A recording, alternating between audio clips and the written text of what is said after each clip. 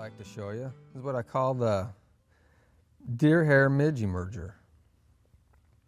What we're going to have here is a new trailing shuck material that Umpqua carries. And this is in a clear, which is real nice because you can come back and use a Pantone or your favorite marker and make it whatever color you want it.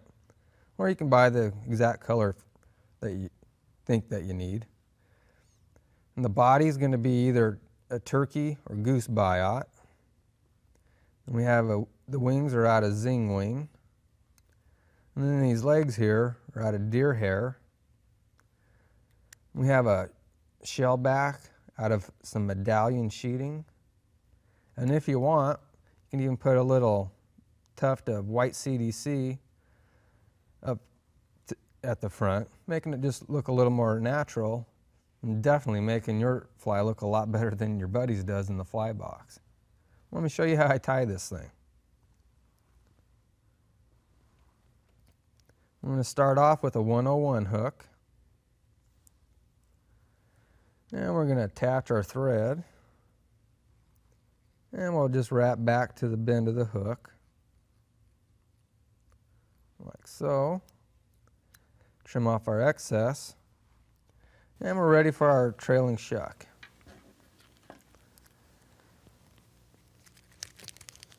And we'll take one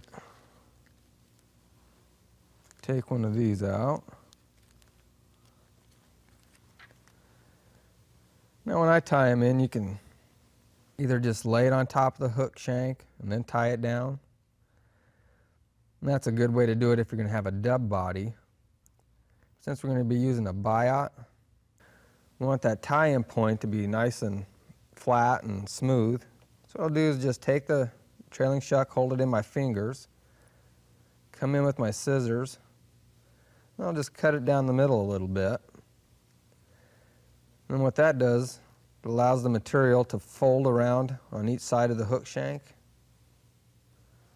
If you can see that, just like that. And it just makes it a nice, smoother tie-in area. And you want to bring your thread forward once, and then back again. Now you have a nice, smooth underbody. Now for our body, what we're going to do is take a turkey biot, and we'll just peel one of those off. Always helps to peel it off instead of cutting it off. And that way you have this nice little tag area so you know where that notch is. And since we're going to want a smooth body, we want this notch to be over to our left. So we'll tie it in tip first. And we'll just start to wrap forward with our thread right up to the thorax area. One thing I keep forgetting to mention, when you attach your hackle pliers to your biot, what you want to do is take that first wrap of the biot with your fingers just like that. You want to do the same thing whether it's the turkey or the goose biot. And what that does is it's a lot less tension right at the tip of the biot, so you're less likely to break it off. Now you just start to wrap forward. You want to make sure you cover up every succeeding wrap of that fuzzy little rib there. Just like so. Come up into the thorax area. And we'll tie off the biot. And then we'll come in and trim off our excess there. And tie it down. Now we're ready to tie in our wing case material. And for that we'll use some medallion sheeting. So we'll take this and cut a narrow strip of it. What I do is just kind of run my scissors up it a little bit. And we'll cut off that little strip. And now we're ready to tie it in. Since this is a synthetic material, what you want to do is hold it on the side towards you. And as you bring your thread over the top, that material just kind of wraps right around the top of the hook shank. And that's the reason you want to start it on the side towards you. That way you have it nice and even all the way around your hook shank. Like so. And we'll put a little bit of a thread base down here. Then you put your thread about halfway in between your wing case and the hook eye. Now we're ready to tie in some legs. For that, we're going to take some deer hair. I'm going to snip out a little bunch of this. And I just hold it by the tips. And then I'll stroke through it and take out that under fur. And any of the shorter deer hair fibers that might be in there. Just like so.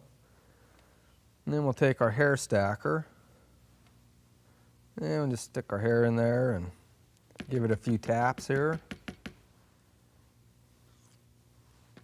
And we'll take it out. And then I'll re-grab it and re-grab it again so that I have the tips facing out towards my right side. Then I'm going to come up and measure the length of it.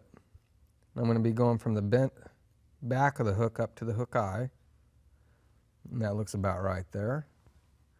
Then we're going to come under, kind of on the side and underside a little bit of the hook shank. I'm going to take our thread. As I come over the top and down and around, it's going to pull all those deer hair fibers on the underside. With that one wrap, and then you cinch down on it. Then you just take several more turns of thread and tie it down. Then we'll rotate that a little bit and cut off our excess. That's the reason I keep a hold of it. Just makes life a whole lot easier. And then we just kind of flare out our deer hair here. So we have approximately an equal amount on both sides. Then I just kind of pull a few fibers back on one side and tie them down and do the same thing on the side away from us, like so. And just kind of work your way forward and tie some down, and nothing real exact about it. You just want to make sure that you get them spread out a little bit. So you have them sticking out the back and out the side and out the front. Now that we have that done, we're ready to tie in some wings, or our zing wing. So let's get a hunk of this in here. And we'll just come in and cut a little strip of that.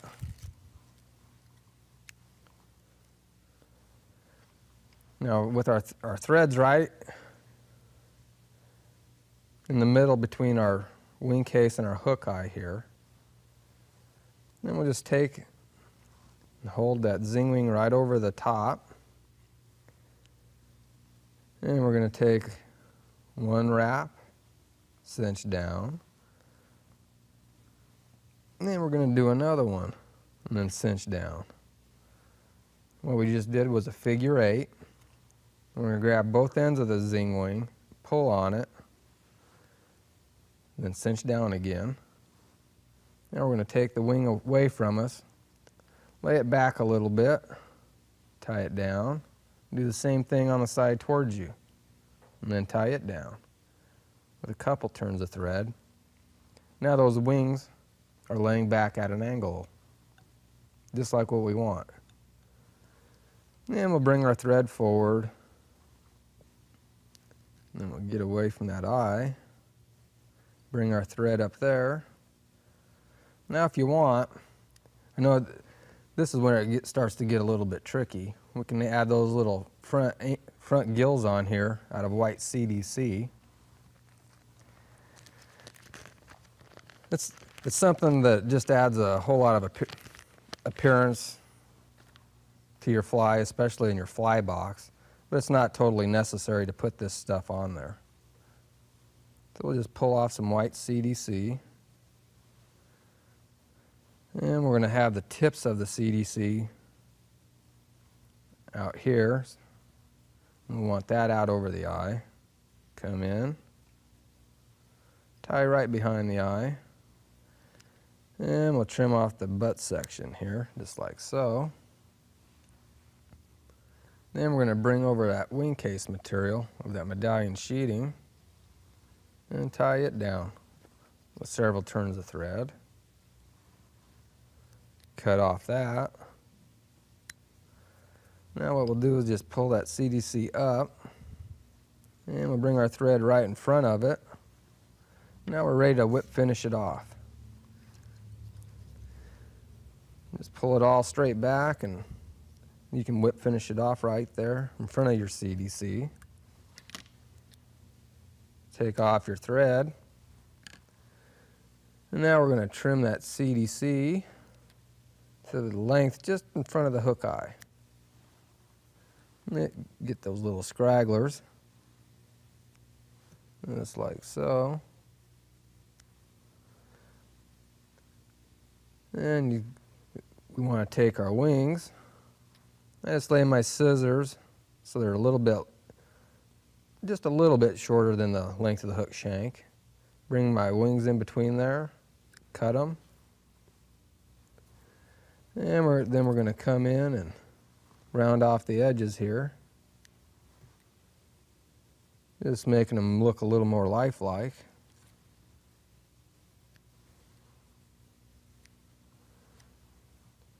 Just like so. When you first tie in your deer hair, notice I have quite a bit in there. So we'll come in here and snip out some of it, because midges don't have quite that many legs on them. Just like so. There, that's looking a lot better. Now to add some durability to these legs, what we're going to do is put a little bit of flex cement on them. Get that out of there. And we'll take our bodkin. Let's see, where did we put that? There it is. And I take a little bit of glue and just go over the legs a little bit. Don't need a whole lot.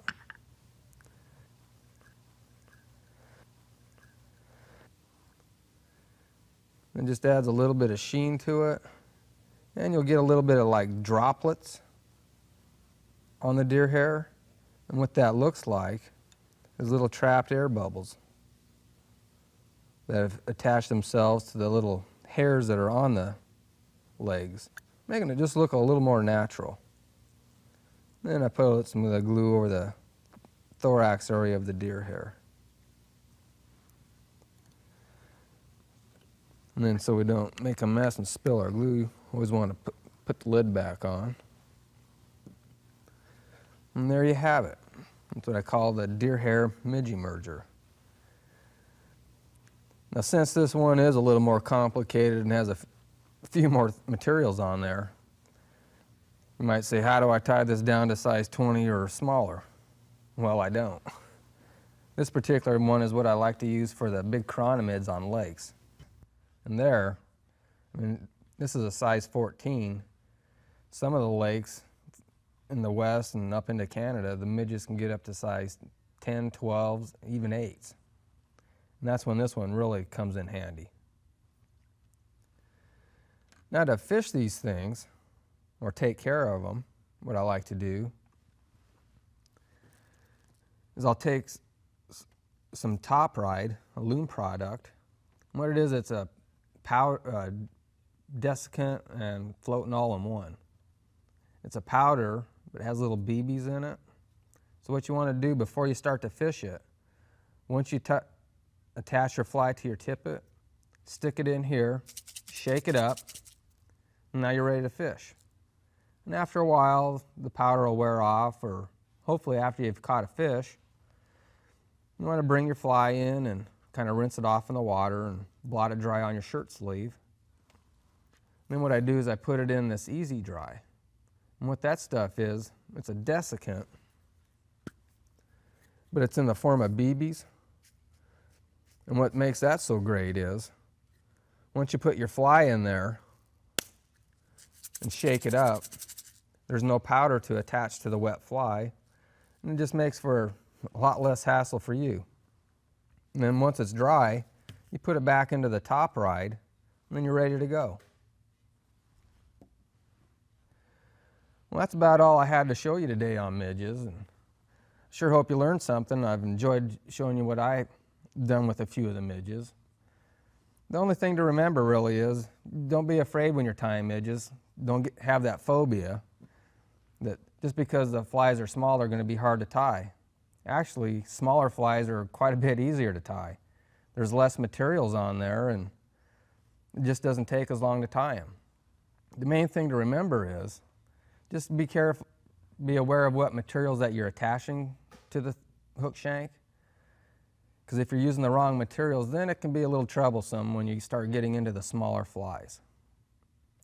Well, it's time to go fishing and try some of these out. And hopefully we'll see you out on the river or lake sometime.